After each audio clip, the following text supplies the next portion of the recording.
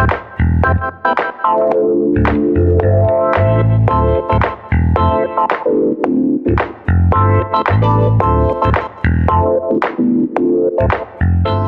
yen has been relatively flat over the last 12 months or so, but political pressure to curb the strength of the Japanese currency remains as strong as ever. I've been speaking to Geoff Kendrick from Nomura about the future of the JPY.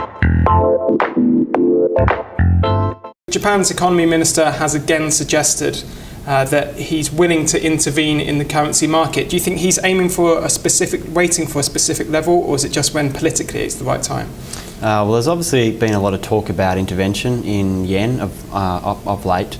I certainly expect that above 78 in dollar yen is far too high. I mean, if we were to see an acceleration to the downside, say on weak US numbers, for example, back below 77, then it becomes much more probable. But what we would be very likely to see first would be more QE from the Bank of Japan. In each of the 4 intervention rounds over the last 18 months, that's what we have seen. So perhaps the meeting at the end of this month comes into play once again. But the bigger picture story here around yen intervention or more BOJ QE is that political interference in what the BOJ is doing is increasing. And we know that next spring, both the governor and the deputy governor will step down, and they'll be very likely replaced by much more dovish members. And so a much more proactive central bank in Japan therefore becomes much more likely in 2013. Do you think it can be regarded as a success because the BOJ and the Japanese politicians often get criticised for intervening in the currency market so far, but if you look at the rate 1 year ago, it was around 76, now it's around 78 versus the dollar, so they've at least stopped that volatility, haven't they? Well, it certainly has reduced volatility, and it has reduced the very likely much lower level that we could have gone to last year. Particularly when things in the US were looking relatively soft, etc. It's much more likely that we would have gone to the low 70s. So although overall the level is relatively unchanged compared to where we would have gone, I expect that the policy has been relatively successful. Do you think essentially, in terms of investors' point of view, in the long term, that the yen is just going to strengthen? Actually, long term, I'm pretty sure we've seen the low in dollar yen now. So in terms of the bigger picture flows, which is typically what drives the yen over the 1 to 2 year time horizon.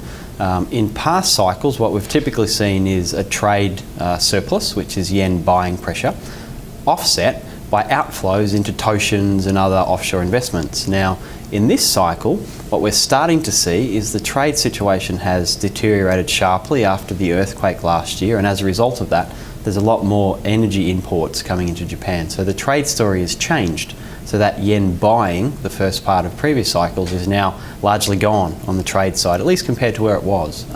In terms of outflows though, we're expecting those to pick up. The Japanese economy looks okay, and that tends to be the bigger picture driver. So if households are happier, they tend to seek slightly more risk in the portfolio, which is sending more money out of Japan. So as a result of the change in balance of those 2 big picture drivers, our forecast is for dollar yen to gradually edge higher through 2013. So if we're sat here again next year, what sort of level would you expect dollar yen to be at? I would have thought around the 84 level. You probably need US numbers to pick up as well, slightly, given that link to US yields, which typically drives dollar yen as well, because that means there's more opportunities offshore. So somewhere around there kind of makes sense, but in the next couple of months we need to wait until we get past the fiscal cliff issue in the US. If that goes well, you can potentially see US growth pick up next year as some of the cash that corporates are holding is put to work, US yields start to push higher, and that can probably see dollar yen higher. I know a lot of investors are looking at the Chinese GDP numbers which are out next week. What's going to happen if the Chinese GDP comes in bad? Where's the money going to go? Is it going to flow into safe havens like the yen? So the most direct currency link within the major currencies is the Aussie dollar. Market has become relatively downbeat on China now in the last month or so compared to where they were. My core view is that the numbers will probably be okay next week, and perhaps they'll be okay for the Q4 release and Q1 as we go through that handover of leadership issue in China, because they can clearly do even more to stimulate on top of the fiscal stimulus that they've already done in the last 6 months or so. So probably the numbers will be okay. If they did come in very weak though, Aussie would be the first thing to be hit, commodity prices would be hit, and the dollar would probably do relatively well. Let's take a quick look at the Eurozone. The ESM was launched this week. The markets are expecting Spain to eventually seek a bailout. There's been conciliatory words over Greece recently. They might be given more time to get their numbers in order. Do you think that we're heading towards a period of respite for the Eurozone? Unfortunately, at the moment, we're in a bit of a standoff. So markets know that Spain will have to ask for help at some point. But because of that, they've largely priced that in bond prices and therefore bond yields. As a result of that, the pressure on the Spanish government to actually step up and ask for assistance has been reduced. So we're in this very strange balance at the moment. There's a key bond issue next week in Spain. There's obviously the regional elections coming up as well. So unfortunately, what I think we'll probably see is things get worse again in Spain. Bond yields will blow out, markets will become concerned about the elections, etc.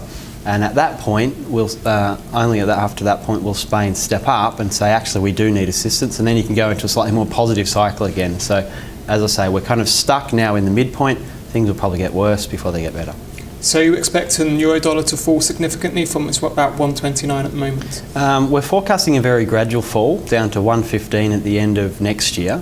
Probably what we'll see in the very short term is a very gradual grind lower. Spain will ask for help, euro will jump another 2-3 big figures, and then that would be a very good opportunity after that to be selling, looking for that medium term move to the downside.